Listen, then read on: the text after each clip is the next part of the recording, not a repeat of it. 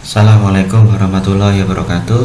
Di video kali ini saya akan menjelaskan cara melakukan analisis chi-square dengan menggunakan software JASP. Nah, analisis chi-square itu apa? Analisis chi-square itu adalah salah satu jenis uji komparatif non parametris yang dilakukan pada dua variabel nominal atau variabel kategori.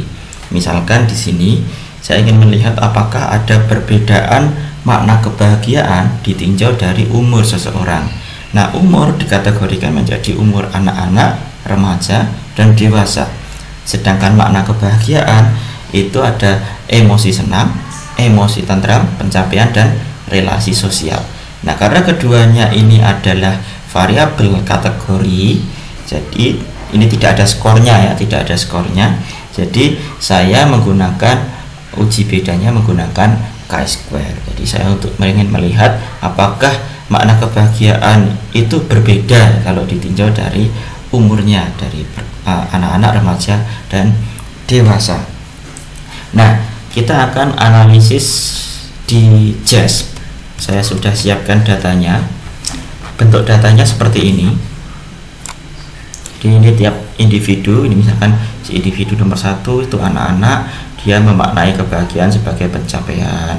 Si ini nomor 56 itu 58 itu dia dewasa, memaknainya sebagai pencapaian, dan seterusnya.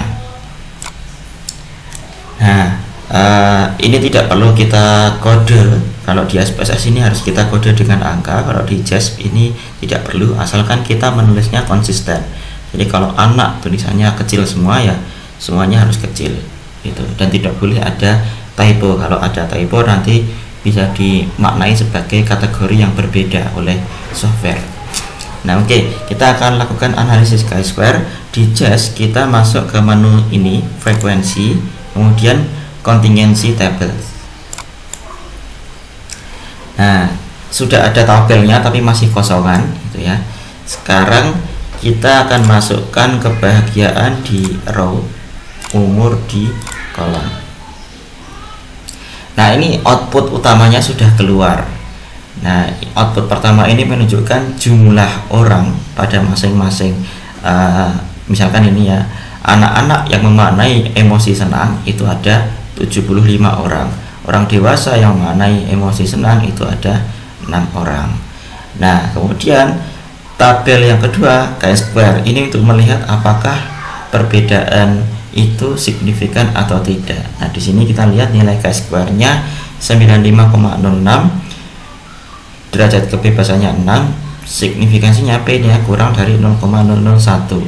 Nah, berarti di sini signifikan. Jadi secara umum dapat kita simpulkan bahwa ada perbedaan yang signifikan makna kebahagiaan antara anak-anak, remaja, dan dewasa. Nah, seperti itu. Jadi anak-anak, remaja, dan dewasa itu memaknai kebahagiaan berbeda-beda. Atau kalau bahasa lainnya, karena chi-square ini juga bisa dimaknai asosiasi, bahasa lainnya ada hubungan atau ada keterkaitan antara makna kebahagiaan dengan rentang perkembangan individu. Nah, itu kesimpulan utamanya. Nah, kita bisa lihat di sini di tabel statistik ini ada beberapa opsi yang bisa kita pilih sesuai kebutuhan. Kalau kita mau menampilkan persentasenya, kita bisa lihat di sini sel, kemudian kita bisa klik. Ya, misalkan saya mau menampilkan persentase tiap barisnya, berarti saya klik yang row. Nah, di sini kita bisa tahu bahwa kalau anak-anak ini lebih memaknai emosi kebahagiaan sebagai emosi senang gitu ya. Di sini anak-anak yang paling tinggi. Semakin tua semakin senangnya semakin sedikit. Tapi orang dewasa lebih memaknai kebahagiaan itu sebagai emosi tentram. Jadi bukan lagi yang meluap-meluap tapi lebih kalem gitu ya. Tentram, damai gitu ya.